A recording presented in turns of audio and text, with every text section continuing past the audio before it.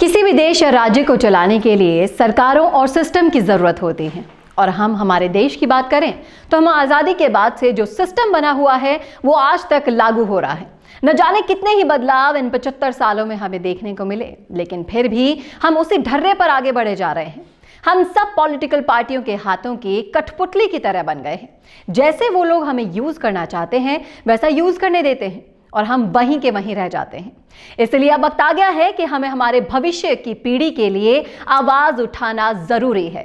और इसी सिलसिले में हमारे मौलिक अधिकारों के अंदर कुछ सुझावों को ऐड कराने के लिए कुछ बुद्धिजीवियों द्वारा पिटीशन बनाई गई है, जिसके बारे में हम आपको हमारे वीडियोस के जरिए कई बार बता भी चुके हैं। और आज भी इस वीडियो में हम आपको बताएंगे कि पार्टियां किस तरह से आपका फायदा उठाती हैं और हमारे पास क्या ऑप्शन है उनकी कठपुतली बनने से रोकने के लिए। और ये भी बताएंगे कि कैसे हम निर्दलीय रहकर इन पार्टियों को मुंह तोड़ जवाब दे सकते हैं और बदलाव की शुरुआत कर सकते हैं।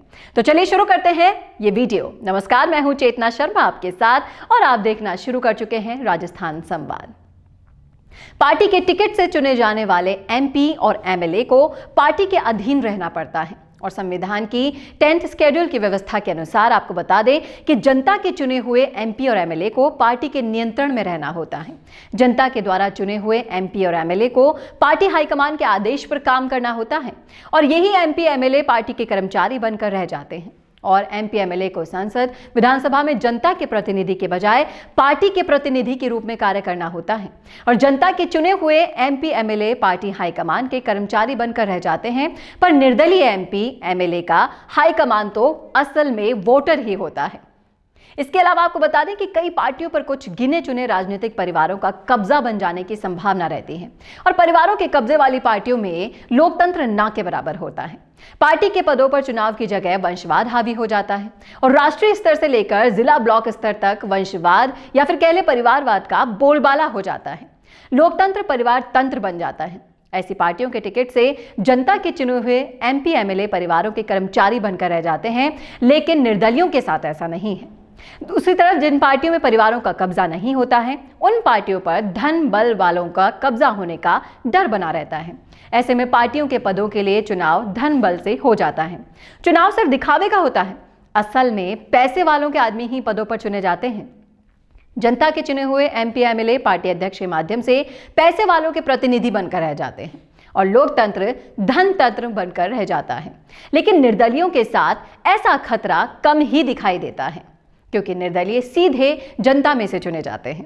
पार्टी के टिकट से जीतकर आए एमपी और एमएलए भ्रष्टाचार करते हैं तो पार्टी उनका बचाव कर लेती है। पार्टी प्रशासन पर दबाव बनाकर कानूनी कार्यवाही से बचा लेती है। निर्दलीय एमपी एमएलए को बचाने के लिए कोई पार्टी या ग्रुप नहीं होने से कानून का पालन उन्हें करना ही होता है। आज पार्टियां पैसे से चलती हैं, ये सभी को पता है। पार्टी के पास पैसा डोनेशन से आता है। डोनेशन के बदले सरकारी खजाने से डोनेशन देने वालों को गलत फेवर करना होता है। इससे भ्रष्टाचार बढ़ जाता है।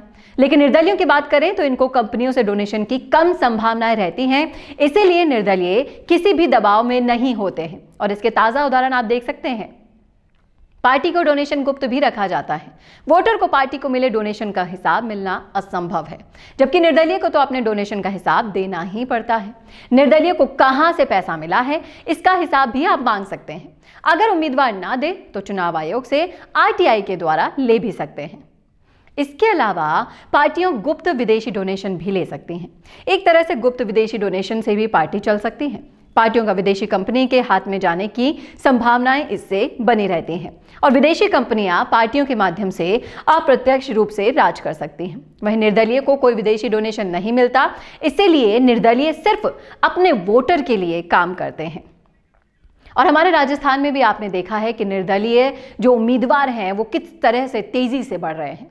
पार्टियां चुनाव जीतने के लिए तरह तरह के हथकंडे अपनाती हैं, अपने अपने वोट बैंक बनाती हैं, पर निर्दलीय के द्वारा ऐसा किया जाना कम संभव है। इसके अलावा कई बार उम्मीदवार पसंद नहीं आने पर भी पार्टी के तरफ झुकाव होने के कारण गलत उम्मीदवार को भी वोट देना पड़ जाता है। पर निर्दलीय तो एक नहीं तो दूसरे उम्मीदवार को आप चुन सकते हैं। इसमें आपको ढेर सारे ऑप्शंस अवेलेबल हो जाते हैं। इसके अलावा पार्टी के टिकट पर जीतने वाले कई बार वोटर की अनदेखी तक कर देते हैं। वोटर के नाराज होने पर पार्टी किसी दूसरी जगह से टिकट दे देती है, दूसरे क्षेत्र के अलोकप्रिय उम्मीदवार को उसकी जगह टिकट दे देती है। ये पार्टी में सिस्टम होता है। लेकिन निर्दलीय तो अपने क्षेत्र से ही जीत सकता है और अपने क्षेत्र में लोकप्रिय नहीं है तो दूसरे क्षेत्र से जीतना उनके लिए असंभव हो जाता है। तो देखा आपने, आप किस तरह से निर्दलीय रहकर इन पार्टियों का मोहरा बनने से बच सकते हैं और असल में अगर जनता के लिए कुछ करना चाहते हैं तो जरूर कर सकते हैं और अपने अधिकारों के प्रति आवाज उठा सकते हैं।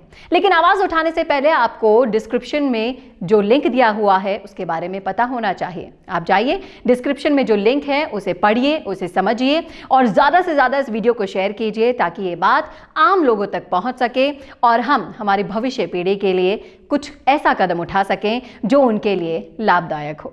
कैसा लगा आपको वीडियो? कमेंट करके जरूर बताइएगा कमेंट बॉक्स में और ऐसे ही और वीडियोस के लिए देखना ना भूलें राजस्थान संवाद। नमस्कार।